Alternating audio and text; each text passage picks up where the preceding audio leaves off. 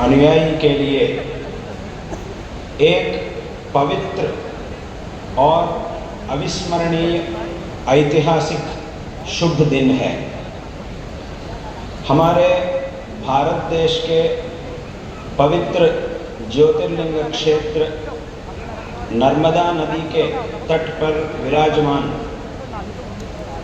श्री ओंकारेश्वर क्षेत्र में जगतगुरु श्री श्री आद्य शंकराचार्य जी के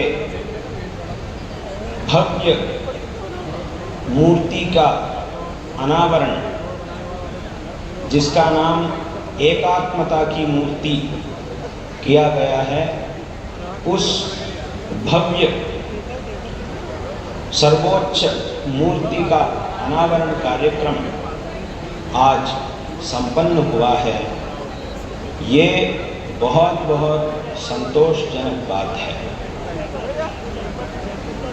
यहाँ इस भव्य मूर्ति का दर्शन जब हम करेंगे, उस भव्य मूर्ति के सामने खड़े होकर जब हम उस मूर्ति का दर्शन करेंगे, शंकराचार्य जी के पादों से सिर तक जब हम उस मूर्ति का दर्शन करेंगे, तो मन में इतना आनंद उत्पन्न होता है कि जिसे हम शब्दों से नहीं कह सकते हैं। वहाँ भी शंकराचार्य जी के जो मुख है, जो सुंदर मुख है, उससे जब हम देखते हैं, तब हमें मुख के ऊपर विशाल आसमान हमें दिखाई दे रहा है। इससे हमें ये जानना चाहिए कि जैसे कि एक कैलाश पर्वत के सामने खड़े होकर जब हम उस पर्वत को देखेंगे, तब उस पर्वत के शिखर जो है वो जितना दृढ़ है, उतना ही शंकराचार्य जी की महिमा, शंकराचार्य जी से जो सिद्धांत प्रतिपादित किया गया है, अद्वैत सिद्धांत, ये भी कैलाश पर्वत के शिखर जैसा भव्य है और सर्वश्रेष्ठ है। और शंकराचार्य जी के जो मुख है, उसके ऊपर हमें आसमान दिखता है। उसे देखने से हमें ये जानना चाहिए कि शंकराचार्य जी की जो महिमा है, उनके जो ये सिद्धांत है, अद्वैत सिद्धांत है, वो आकाश जैसा अति विस्तृत है, अनंत है और शुद्ध है। जैसे कि आकाश में सभी प्रकार के तारा, चंद्रमा इत्यादियों का एक स्थान है, वैसा ही इस व्यापक अद्वैत सिद्धांत में भी हर एक दर्शन का भी एक स्थान है।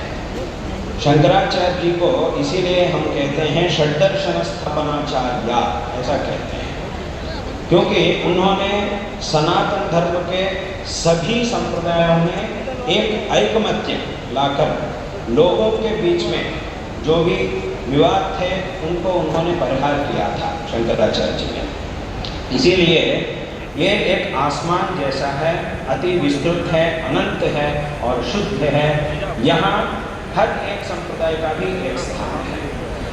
पूरे भारत में, पूरी दुनिया में सभी संप्रदायों को जोड़ने वाला एकमात्र सिद्धांत है अद्वैत सिद्धांत। इसीलिए ये सबसे श्रेष्ठ सिद्धांत है। इसीलिए जब हम उस मूर्ति के सामने खड़े होकर भगवान शंकराचार्य जी की भव्य मूर्ति का दर्शन करते हैं, तब हमारे मन में ऐसी भावना आनी चाहिए कि शंकराचार्य जी उतने बड़े हैं, उनके सामने हम इतने छोटे हैं।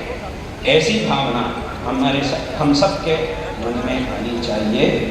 उसके द्वारा शंकराचार्य जी ने जिस मार्ग का उपदेश किया, उस मार्ग में हमें चलना चाहिए, उससे अब इस जीवन को सार्थक बनाना चाहिए। हमारे जो सनातन धर्म है, सनातन हिंदू धर्म जो है, ये विश्व का कल्याण के लिए अति आवश्यक है। विश्व के कल्याण के लिए हमारा धर्म कारण होता है। ऐसे धर्म का जब संकट स्थिति प्राप्त हुई थी, उस समय में शंकराचार्य जी ने इस धर्म का उद्धार करके सभी लोगों को अनुग्रहित किए थे। और शंकराचार्य जी ने इस धर्म की शाश्वत स्थिति के लिए तीन प्रधान रूप से तीन कार्य उन्होंने किए थे, जिनमें से पहला कार्य ये है कि ग्रंथों की रचना, भाष्यों की रचना, प्रकरण ग्रंथों की रचना और स्तोत्रों की रचना, ये सबसे पहला काम है।